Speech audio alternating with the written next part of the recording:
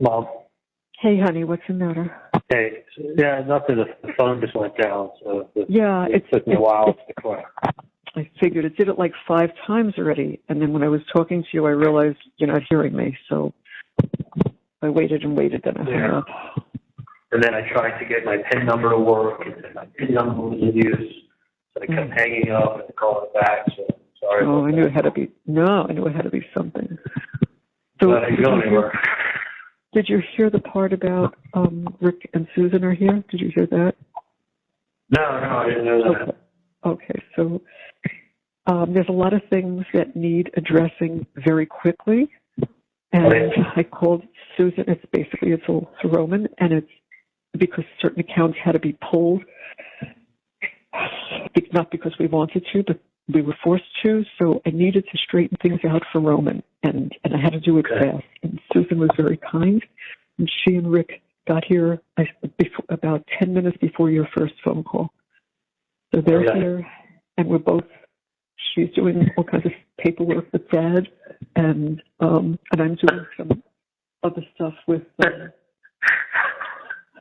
We're going to get everything straightened out, okay? It has to get done, and unfortunately, there's a time on this, which I wish wasn't the case. I don't even know what to say. There's nothing to say. You got shafted is what happened. You got shafted. No, I fucking knew it. I mean, it wasn't even like I just should have gone with my gut. I fucking hate myself. It wasn't even. It honestly wasn't even. It was literally like you get an appeal, 1 in a million. Go get a fucking new retrial. Most people who get a new retrial don't have a case like mine. My case will have more median on the retrial than there was on this trial. There is no way. I mean, what am I going to do? Get another case in Tallahassee? Going to move it to somewhere in the Panhandle? Like, wherever you try this case, it's going to be the same shit with the bloggers and the press and the this and the that. It's like, Dan said to me, like, look, it was very real. They said, look, we're going to try. We're going to look at everything. You never know when something pops up. 9 months from now, a juror can write something that's stupid, and you can find out something was done improper. But then you got to try the case again, obviously. Right. It's like the same. It's like we went in there with the same mentality, but it's like what Kaplan did for her closing with all the lines and the made-for-TV drama of all of what she put up, like.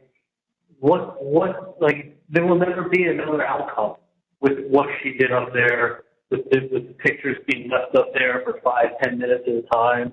Like, she dumbed it down and put in a bunch of lies, and it was like, she dummied it down. She dummied it down for a bunch of dummies, and it flew.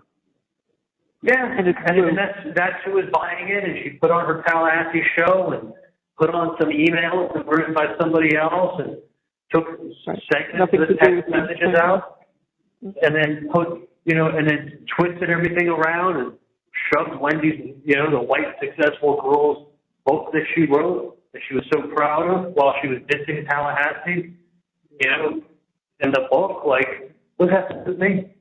It makes people hate you. They hate you. And you're hating on them and their town. Now you're here. That was not a closing of, like, evidence or, like, credible people. It was the closing of, like, what do you think's going on, guys? Use your noodle. I know. If you think he's guilty, just vote guilty. Like, if I would have known what I was dealing with, trust me, I would have followed my fucking gut with a lot of things. I know. Believe me. It was a fucking joke. It was a fucking joke. And instead, I don't follow my gut. I don't listen to other people that really give me good advice. And then I sit there and I'm like, believing in the system. Like, no, maybe the system works. It's not. The system wasn't meant to deal with cases like this. Not when it's on the radio, TV, newspaper, bloggers, podcasts, everybody's house having their blogging. It's just such a fucking clusterfuck. Yeah. It's nothing else but That's that. what it was. That's exactly what it was. To the point that you're putting in things that have nothing to do with the case and you're losing. Nothing. Made up friends, made up things they say you said, like, so Dan said, like, look, you gotta be strong and, like, you're gonna have to, like, make a life for yourself in prison until you get out. So you can win an appeal and get a new trial and win a trial and then you get out. You gotta get all 12 people in that next trial vote your way. Not 11, 12. That's all. That's all. It's like, trust me, if whatever it's had this time, it's going to have twice the amount of people next time that are paying attention if I would have limit on appeal. If there's not other people that are trying to appeal the same case. You know what I mean? Yeah, I do. Believe me. So I just feel like I feel partly like a fucking idiot for not going with my gut instinct. Believing, I know. Like it's not like I just voiced my opinion on things, but I'm fine. I just go in and out, like just going. The prison building is making me go crazy in this fucking cell. I know. And then I think about it, and I'm fine. So I think about rolling. I think about other things, and I just lose it. Yeah, of course. You understand? It's like I called up Janet. Yeah. I told her, asked her, she's like, oh, of course I want Buddy. I can't say it again. I told her what? She wants them. And I said, no, I'm not kicking you out of the house. I said, I just need I said, this place is either going to get rented or sold. I have no idea which one. It's my parents are going to be dealing with it. But she's like, well, when I move out, I won't want to take one of these 2 TV sets. I go, Janet, don't take the fucking TV set. I'm like, you're going to leave a wall and you're going to go put a TV set on. I'm not buying a TV set. Like, go buy a TV set for $500. You can buy a 60-inch set these days. Yeah. Not a TV. I'm like, you got to be kidding. Yeah. I thought she was kidding when she first said it. Seriously. I think she was serious. And I'm like, Janice, like, it's got brackets on the wall. Someone's going to walk in. The place has to be shown. It's either going to be rented or sold. It has to be staged. You can't just pull it off the wall. Exactly. Ooh. I thought she was kidding. She was serious, but I set her straight. She understood when I said, like, the place can't look looted. It has these big brackets on the wall. Just they're used TV sets. Get yourself for $500. You can buy a 60-inch set. So she understood. But I said, listen, I'm not kicking you out of the house. I said my parents will probably reach out to you by maybe Friday or something. Or instead of them calling you, I said you call them. I told her that you got the seat cushions at Jerry's patio. I guess we probably already paid for them, right? I did, but I could send her a picture of the paperwork and she can go get it. Yeah, she said she would go pick it up for you. So you don't have to go up there and do that. Yeah, I think it's so like ready for 2 more days. So. Okay. So I told her that's great. I'll tell my parents and you can pick it up. Yeah. And I said, listen, I don't know what they're doing with the house. I don't, I'm not going to be there. I don't, it doesn't, anything like that. We'll deal with it. It's just we've got a few other things that have to be done. So I'm not going to rush, and I'm certainly not kicking her out of the house. I just want her to. Yeah. So I said, Jen, it's not going to be like she's going to leave the house in the next week or so. It's not going to be like that at all. But I said, just be aware that I do need to do something in the house. I said it costs me a couple $1,000 a month to maintain it. Right. And obviously, I'm glad I was able to help you out for the last year or so. But it's not going to, like the last year and a half, I'm glad you were able to make use of it and enjoy it. But I said, I can't be paying that kind of money every month. No. No, that we got to do something with it. I go, actually, I need the money. That's right. So she said she understood. Yeah. But she doesn't think she's going to get out and leave that key. Well, it's okay. I'm not rushing her. But I am happy, though, to hear that she wants the dog, because she really takes good care of him. Yeah, she's attached to him, and she's good with him, so it's good. She's good with him. She's attached to him. He's attached to her. They get along good, and he gets along good with her little dog also. Yeah, so he's going to do all taking care of him, and all right. Take a breath. Take a breath. I mean, they should have put me in this room and it's getting 10 times worse instead of me walking around with a basketball court and getting in my room. I'm like in a fucking box. No, they shouldn't have. It's just 4 walls. And it's like, it's sad for Romy. It's sad for myself. It's all hitting me with everything that I've lost. I didn't hear the last. I didn't hear the last thing you said. I'm sorry. That's hitting me with everything I've lost. Like, I know. It's like, it's really like, it's all fucking hitting me. Like, I don't know how I was so oblivious. Like, I was so positive. But it's like, and then it's really at the end of the day, the only thing I really care about is Roman. It's like, this is how he's going to grow up and be in fucking prison. Like, it's like, look, very young now, doesn't understand any of this. He'll still be talking to you. To him, it's not going to be any different. He's not going to know any different. No, that's all he'll know. It's like, dad's in prison. If I want to see him, I got to come down to Florida. I'll never be the dad that like takes my kids to a baseball game or go to the ball with them or does anything. It's fucking horrible. It's literally mental torture. Yeah, I know. And then they say, listen, Dan said you got to make a life for yourself. Like, Jesus, this is like, I mean, especially the way I am with ADD and like just being wired to always go, do stuff and like. This is like,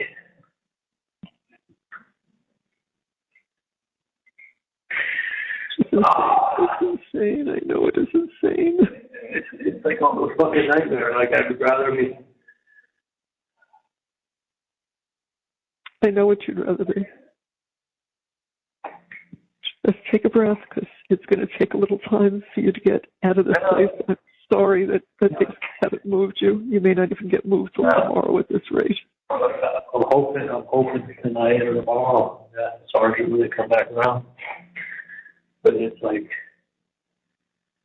I haven't talked to him since like just stuff out. I mean, and the thing is like I had it in my head, like all this plans I was going to go do and see and start my life over again, and it's like, and everyone was saying how good everything was going, and everybody's so upbeat. And then I sat there with a 2-hour presentation, and I'm like, "What the fuck is this?" Like, it was. She told it like a story. She put together a Dateline. You did. Like, you did. No, you can't like. That was the whole case. I mean, it was done after that. So I turned to Kate and I go, Kate, this is not good. She had saw the look on her face and she shook her head. Like, she knew what they did. They fucking lied, dummied everything down, exaggerated everything, shifted the focus. Lied and twisted. I know what she did. We watched every second. Every time I was sitting with David, Dan kept saying it during the trial. He goes, they don't get it. They don't get it. It's not that they didn't get it. They didn't want to admit to what we were saying because they would have to confront it. So they were just like talking over us. It was really weird. It was like every time we said something, they just ignored what we said. Yeah. It was. That's what it seemed like. I mean, people who saw Dan closing all said, "Oh my God, amazing, amazing," and then she went on and really said nothing of value, just a lot of crap. Just push everything aside, push it aside. Yeah. But like beyond a reasonable doubt, like you got to pretty much in a case like this, you got to know what happened if you're going to say this is what happened. Like you got to prove that this is what didn't happen. Not like, oh, I think the Chiefs are better than the Dolphins. Okay, then vote for the Chiefs. Like you got to know. You don't know if you weren't there. It was like if I would have all I could say is if I would have known.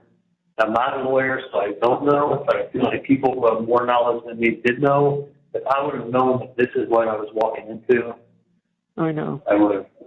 I know what you would have done. I know what you would have done. A whole lot differently. I really thought it was a fair shot, and I intended that. And when Willie Meggs came out and said, "What you have here is not evidence. If you want to wrestle with what you got here now, go get ready for your civil suit." I mean, I thought that was a pretty strong language for someone who's been doing it for 43 years of the evaluation of a bunch of emails and nonsense. Like, I didn't realize that can be spun into putting data on with autopsy photos.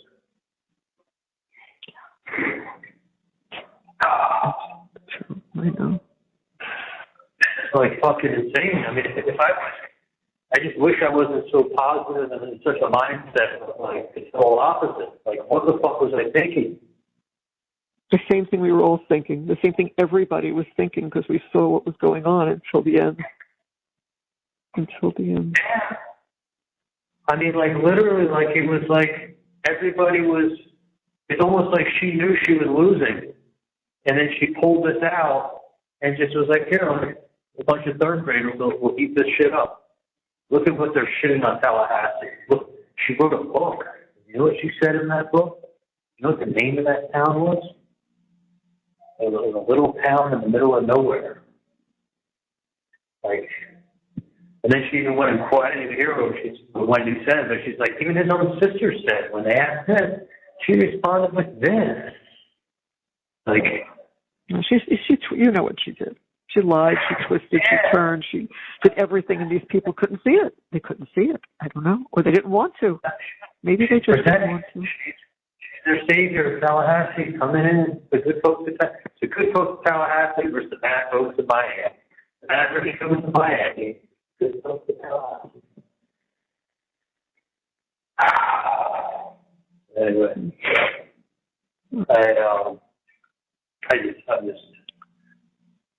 I'm fine until I start thinking about all the time. Don't drain that battery, Charlie, so that you have something left over. Because when can you recharge that? Tonight. Tonight.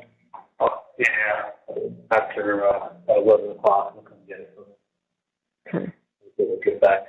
All right, and then you'll let me know what's left on your phone, okay? Because I may have to put money on that again. Yeah, I have to call and you collect.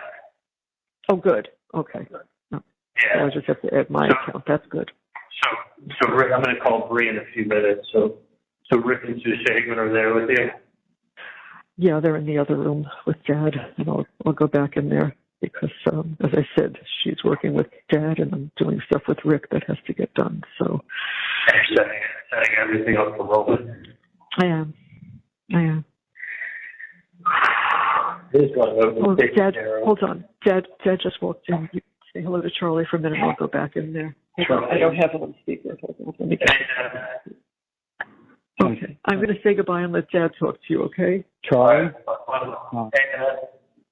My son. So, thank you for taking care of stuff for Roman. Yeah, that's what I'm doing right now. Yeah, they came down, Susan and Rick came down, and that's what I'm taking care of to make sure that he's taken care of properly. You know. Yeah. No, that's really the only thing I care about right now is that I get taken care of. Yeah, that's what we did. I got it. Actually, Susan did the wills, and it was in 2020 when it was done, Yeah, and it. Yeah. I got that. I just wanted to go over a couple of things and make sure that it was good for him. I know, and the good thing is, I know that it was good for you when we did it. You felt that that was the right thing. As long as I have enough commentary and who's on the phone, I'm fine. My needs is very different nowadays. But I'll be fine, Dad. You guys just take care of yourself. Don't get yourself sick overnight. No, okay. We're I just want to be able to talk to you. I just want to hear your voice. It makes me feel much better. I'll call you guys all the time every day. That's what we have to do. Yeah. We have to talk to each other every day, and so you don't get a heart attack. Yeah, no, I won't. I'll try my best not to. Okay, I'll try my best. Just keep taking it so you don't get upset. Yeah, I'm trying my best, Charlie. I'm trying my best. I love you. I love you so much. I love you so much, hon. I hope you get out of that the confinement that they've got you in now. Yeah, I just do. It's crazy. I haven't even been here 24 hours. I'm fine. Yeah. The mom was saying that the psychologist did the evaluation. She said she's got to do some paperwork, and then they'll get you out of that. Yeah. Yeah, they'll get me out of it. I'm like, put me back in my same pod. I'm like, I'm fine. I'm getting claustrophobic in here. A box with like no windows. Yeah. And then I got 3-inch windows to be frosted, and the windows that I used to be able to look out of my pod or mirror in here. So it's like you just see yourself in front of the mirror. Yeah. It's a one-way glass. Yeah. So I actually see what I look like for the first time in a real mirror in 2 years. Yeah, that's true. That's true. You're still very handsome, though. You're still very handsome. I just need to stop you on it. I just want to make sure Rola's taken care of. I will. I'll make sure that, that's our job now, Charlie, to take care of him for you. We'll do it. Yeah, I trust that. I got it. Maybe take a trip up there if you can. You can't stay here, but if you can take a trip up there. Yeah, we'll try to do everything we can. Really will, Charlie. Okay. And if you could go there and stay about it, that would be great. Yeah, we will. We'll try to do that too. Okay. I'm trying to give them a call now. I'll let you get back to Rick and Sue, okay? No, that's fine. Look, okay, I love you. We'll talk later, okay? All right. I love you, Dad. I'll talk to you later. Okay, I love you. I love you. Bye. Bye. Bye. Bye, Charlie. Bye. Bye.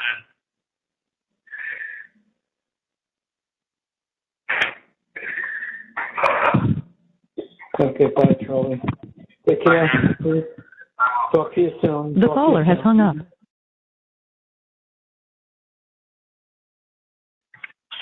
Hey, guys. Hey, Charlie. How you doing? How are you? We're okay. Good. Yeah. They let me take a shower. So I Good. got out of the cell for 10 minutes and took a shower. And went back into my cell. Okay. Dan said it could be 48 hours till you get out of that. Oh, really? Yeah.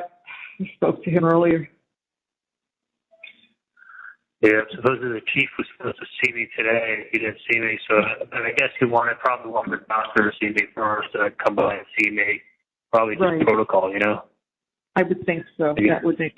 So, and I got in here yesterday at 6 o'clock, so hopefully by tomorrow night. Yeah, because it's really like just 24 hours then. Okay. So at some point tomorrow, they'll probably move me out, I guess.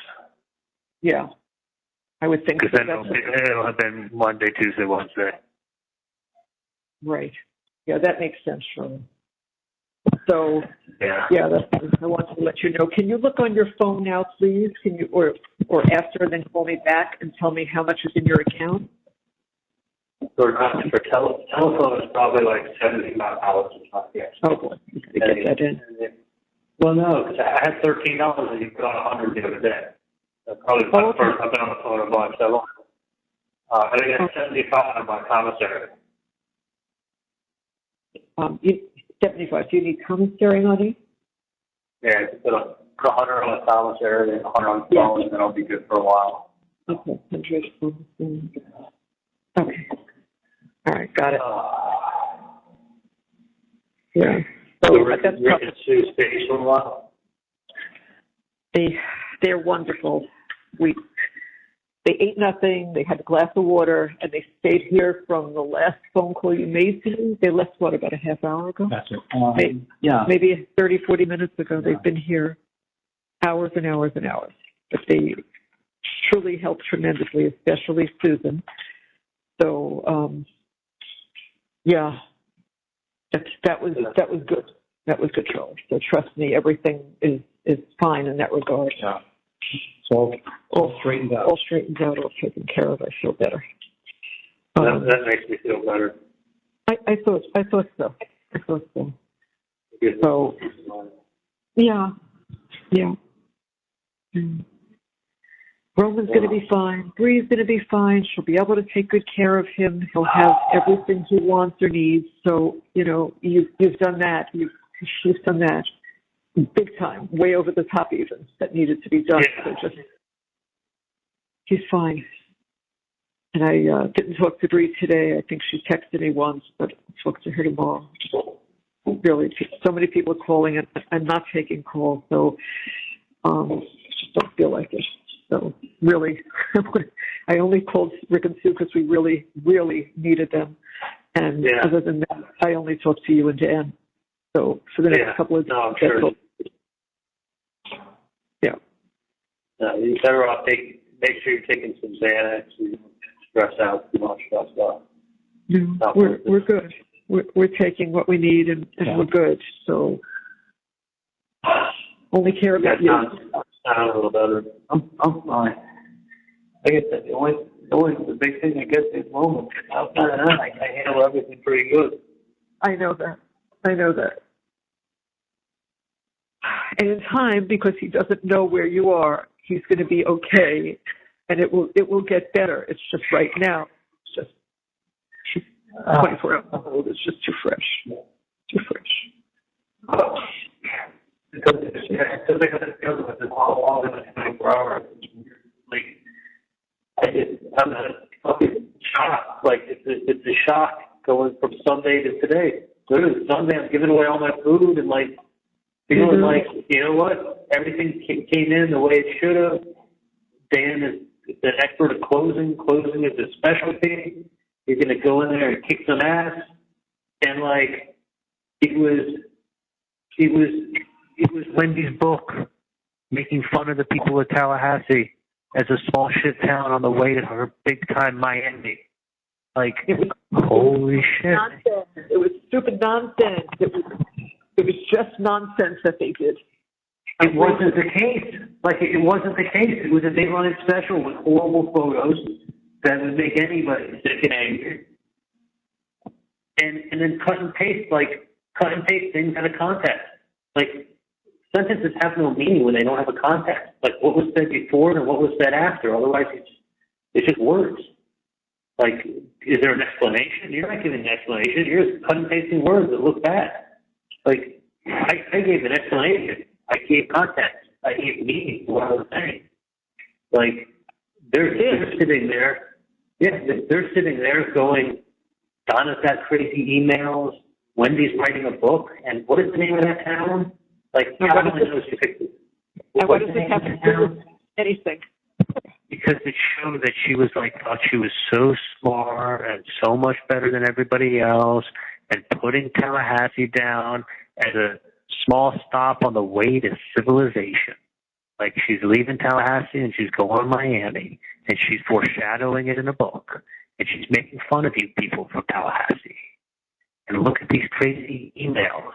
And there's code, there's a TV, there's no fucking TV code, but TV, like, holy shit. Like, this was made for like a fourth grader, Dateline, 2-hour special, with a southern accent from Tallahassee. Like, and it was your best friend, Ryan Fitzpatrick, saying this. And even his sister said this on the stand. Like, even she, who should be his biggest defender in the whole world, even she is saying this. Guys, come on, you're smart. You're smart people from Tallahassee. Just, you know what's going on here. Y'all know what's going on. Like, I turn to Kate and I go, this is not good. This is not, I never in a million years pictured it being a show. I know. And as far as what Dan did, it was a brilliant closing. It made sense. It was organized. She belittled it, and she came back and she said, it's not like puzzle pieces. It ain't puzzle pieces. Guys, you know what's going on here. She's writing a book. She doesn't even believe her brother. Listen to what she said. She didn't say she didn't believe him. They're making that up and then putting that in there and then taking a few words out of context and making it out to be like, hey, look, even she doesn't believe me. Come on, Tallahassee people, you're smart. Like, this isn't like, what I saw there was like, holy shit. Like, these people are going to eat this up. Like, this is, they would have convicted my dog if they brought my dog up there. No, what happened, Charlie, is that nothing mattered. Nothing mattered. They didn't care. It's also the way it was presented. It wasn't like they were presenting facts of the case versus facts of the case. No, they didn't. You know, they even said, like, our key witness, you don't have to believe her. Well, who the fuck else are you going to believe if you can't believe the key witness? Like, you know, witnesses, real people showing up, asking questions, seeing if they're truthful on the stand. No, that don't matter. Look at Donna's emails. Like, Charlie's buying his dad catering for the birthday party. Like, no, it must be something else. No, it was paella. I remember I paid for it. Like, they're trying to pull it over on you guys. You're smart. You guys know. I mean, like, beyond a reasonable doubt, it should be like, for a case like this, should be like, you know what happened. Not like you hate these Miami people who think they're better than you, right? They're arrogant, who think they're untouchable. Who said I was arrogant or untouchable? I know. No, I know. I heard it. We were cringing. Like, who said I was arrogant or untouchable? How about innocent? We'll start with that word. Because, like, if your southern accent, you're looking at the Playboy periodontist who's arrogant. Like, right. Who makes more money than you has to be arrogant. Anybody who makes more money than you from Miami who's younger than you is arrogant. Like, you guys know nothing about me. You label me as arrogant. You label me as untouchable. You label me because you're smarter than everybody else, because you're a doctor. Like, you're dressing me up with all these fucking adjectives, and then you get all these people who probably make $35,000 a year, who live in Tallahassee, and are hardworking people, and they're looking at you like you're an alien. And then they're reading emails that are horrible, taken out of context, but none of the things were ever done. It was just saying, go be a jerk to someone who's being a jerk to you. That's actually it was. I thought that was pretty clearly explained, that none of that was done. Put a yellow highlighter on it, and it's like she even wanted to dress the kids up in Nazi uniforms. Like, no, like, there was no attempt to go to Target by the Nazi uniforms. They sold out. It said in the same email, it says you can put on an act. Right. The same email. So then, like, oh, you probably want to act now? Be like, people, you don't know who these Miami people are. I mean, this was a fucking, like, this was just a Broadway show. It was a Broadway show with cut tape, take things out of context. Sometimes I said things because there were other people around. Like, there was a wire when I was on the boat. And June was standing next to me. The last thing I said to Katie was, I said, make sure you install those AC units and I'll pay you on Monday. I said that because I didn't want June to know what the hell I was talking about. And I wanted to sound like I was ending the conversation talking to Danny, who was always charging me for an AC. Oh, doctor, one of the AC units went out. I had to go put it in. No, he was stealing $400 from me. But like, I had on that tape, I go, make sure you install the AC unit on Monday and I'll pay you when I see you. Because I wanted June to think I was talking to Danny, the repairman, on the phone. Like, so sometimes you say things because someone's standing next to you. Of course. Sometimes you say things because you're standing in an office. There's assistants, there's front desk. You don't want them to hear certain words and know what you're talking about. Like, there's different reasons. Like, it's not a hard concept to understand. It's not always, not always the most negative answer you could possibly think. I mean, you gotta understand, like, I know how hard Dan worked on this case. And, like nobody else would have done. Trust me. No, he dissected everything. He worked like a maniac, dissecting everything. Spent a lot of time with me, going over all the information, keeping me up to date with everything, let me give you an update. I've never heard an attorney just giving you an update. Usually, as long as they know what's going on, why do you know what's going on? He kept me involved. He'd give me updates. He'd talk to me at length about everything, decisions, approaches, everything. Right? And honest to God, is better. Dude, I don't know. Listen to it. You there? Yeah, no. Oh, yeah. Trust me. Charlie, I'm listening to everything you say.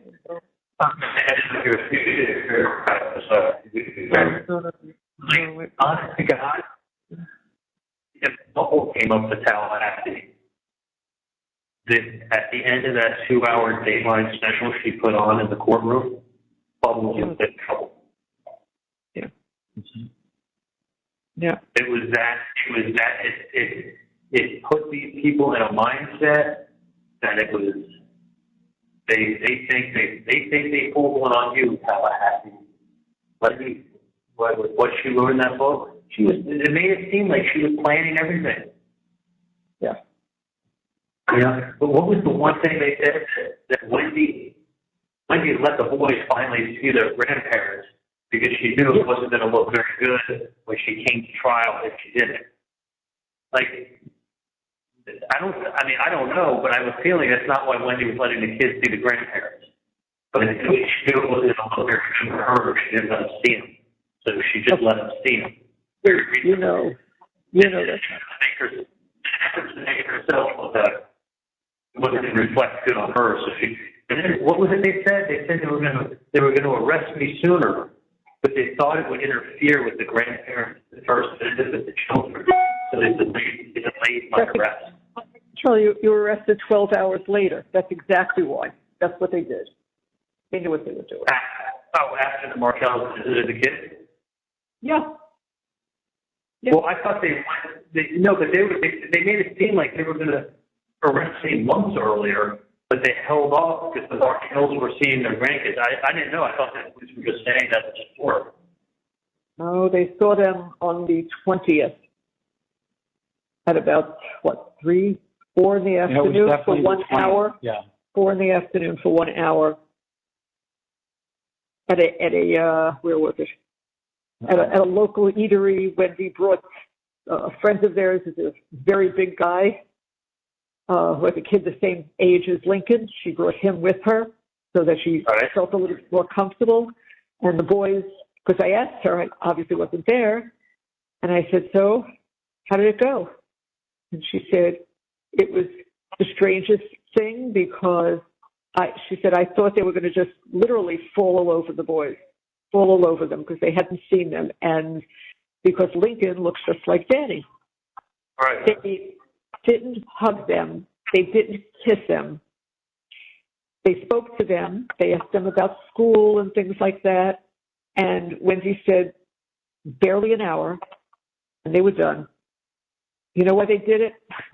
They did it because it looked good for them. Because they could have cared less. They were totally disinterested. And then that was the only time they've seen them since then? Since 2016, when they wrote that letter, the foster care letter. Yep. That was it. I thought they'd seen them. For some reason, when I was in court, I thought they'd seen them a bunch since 2022. No. No. They saw them the day, 12 hours before you were arrested. That's when they saw them. So you think the police wanted to arrest you sooner because they were holding off on the grandparent visit? I do. Oh, yeah. I do. Yeah, without a doubt, Sean. Without a doubt. Because once those arrangements were made for them to see the kids, why were you arrested not 12 hours later? You want to tell me why? I thought they went to the grand jury. I guess they went to the grand jury on the 19th, I thought. And then they took it to the grand jury on the 19th. So I guess then a warrant was written on the 20th, and then it was picked up on the 21st. Yeah. So that's probably once they knew when the grandparents were coming in on the 20th. Yes. Bringing the grand jury on the 19th. You got it 100% right. That's exactly how that happened. I wish Wendi would have stood up there and said, well, they've only seen them once. They saw them for an hour. They didn't hug or kiss their grandkids. They made no attempt to see them since. But you know how it goes. You have to answer the question. You can't go give a spiel, you know. But Dan could answer. He could have. He could have. It wouldn't have made a difference. Wouldn't have made the least bit of difference. Look, they have a grandparent bill going through the Florida legislature. Grandparents have no rights. Let's face it. You have no rights. So it's up to the parents to let you see their children, at least in the state of Florida. But I think it's pretty much all over the country. Right. So unfortunately, that's the way it is. So anyway, they see Wendi Adelson seem like, you know, she's preventing them from seeing the grandkids. Well, how many times have they come to see the grandkids since the last 18 months? Yeah. Well, one time for an hour and then give them a hug and kiss. Yeah. And I guess for some reason I thought they saw 3 or 4 times since. No. In fact, I asked the boys separately from Wendi, how did that go? And they both said it was just weird. Like, we don't know who they are. And they just asked us questions about school. And he said, then it was time to go. I mean, it's like, they introduced a stranger. And they did it because they wanted to say that they had been to see the children. That was important. So, right. For the show. Sure. It's all a show. It's all a show. Photo ops. Remember that? Where they would take pictures of everybody? Yeah. You know, with the... Doesn't matter. The point is, that's exactly what happened. They came on the 20th. When I was here in Tallahassee, I saw the Tallahassee Democrat group, Markel, had a book here in the trial. She had a book signing in Tallahassee. Yes, I know that. Yeah. I think Dan told me ahead of time, but yeah, I knew that was timed. Yeah. Oh yeah. I mean, she spent more time at the book signing than she did with the grandkids, which she hadn't seen in 6 years. Yeah, I know. I just think there's so much I'd like to say. I know, Charlie. Let me tell you. I know you're in shock, and so are we. And I think Dan is too. He did not expect this. He did not expect it. He's smarter than her. He talks to a jury. He doesn't have to read off a piece of paper. He walks around. He knows. I mean, no reason. No reason.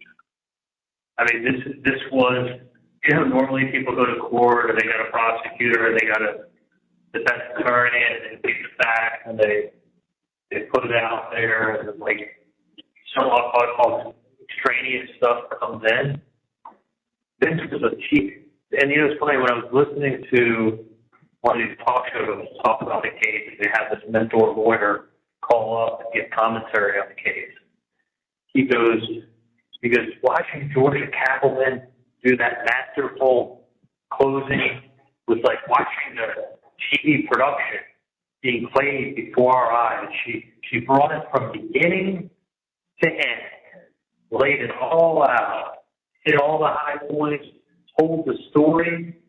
Yeah, that's exactly what she did. She told the story. She told her version of a creative story. She supported it with Ryan. She supported it with even his own sister. You chopped up what she said, took it out of context, and now you can start the sentence off with even his own sister. Like, doesn't believe him. Like, that's not what she said, but that's how she made it sound. Yeah. So you're sitting there thinking like his best friend, his sister. She even said to the cops, like, the whole thing was a fucking sham. And I felt all along like I was being a real trial. Like this was a real trial with real facts, and like the main points, and prove their side. It wasn't at all. This was not. This had a fucking. This was like something out of like even the bailiffs were like, we've never seen anything like this up here. This is crazy. Like people were like with the news crews and people do a podcast and the reporters and like the frenzy in the courthouse from this case was the talk of the courthouse. It was the Super Bowl going on there. And Georgia Cappleman wasn't gonna lose this case. This case is how you make your career. If she lost this case, she'd be known as the one who lost this case. I mean, it would have been. So she realized she can't get there the big fact. So what is she to do? Bring up emails. You can't debate an email. An email says what an email says. But you're taking everything out of context and meaning and realizing these people didn't do any of this. Well, it shows where they're headed. They're crazy. They're crazy about this. Like, I guess once you paint them as crazy, then everything else gets much easier to paint. Like, if any of those things were done, it would have been crazy. None of them were done. They were just personal emails saying, be a jerk to him and he's being a jerk to you.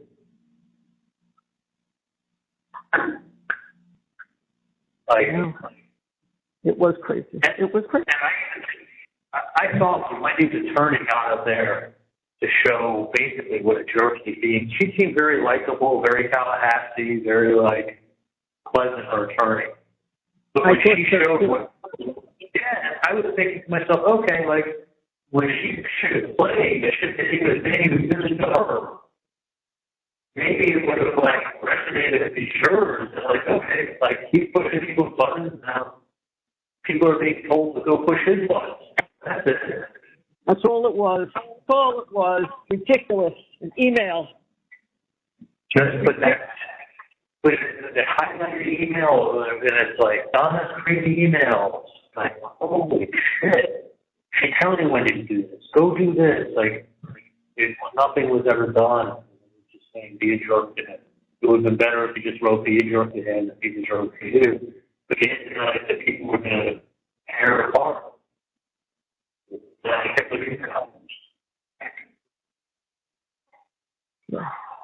You know. It's like, it also was like, while I was preparing for trial and talking to Dan every day, like I was still nothing but. This call is being terminated. No third-party calls are allowed. Hey, hon. Hey, Yeah. hey guys. So I was just saying, like when I was going through everything for trial and looking through all the evidence and looking through everything, I was literally just filled with nothing but like hope and like. And literally, like there was someone wrote on my wall in my cell before I got there. Hope is hell. That's what's written on my cell. Hope is hell. And I was filled with like hope. And like I talked to Dan every day, and Dan kept me posted with everything, and all the developments, all the things, the research he did, and found, and like how good things were looking, and how upbeat he was, and like. You know, we got Newman, you know, on the team. Like, we got the complete team. We got the jury consultants, which were important to have for Tallahassee. Like, and he also was able to ask them personal questions about themselves, which you got to be careful because they may not like you, and then they end up on your jury. So it's better that someone else is asking them personal questions about them. That's true. And he was excellent. He was excellent. Like, I mean, he really got people talking and, you know, group discussion and like brought out different points, and he was able to do it better than Dan could have done it for sure. Yeah, and that's what. Also, yeah, he would have done it better than Dan for sure. And he also could ask more questions that wouldn't upset other people. But at least let them get mad at Dan, not Dan, because they can end up on the jury. But, like, we had a couple of people that would have definitely given me listen, juror number 15 was going to, the 15 guy was going to quit me. That was, like, one of the first ones that they X'd off.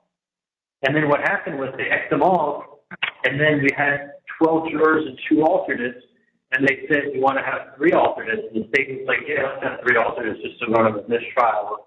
You know, if something happens with 3 jurors, we'll have a third juror, and they go, you want to have that guy on there? Have a third, and we're like, fantastic, we'll take him. So he sat there for the full 2 weeks.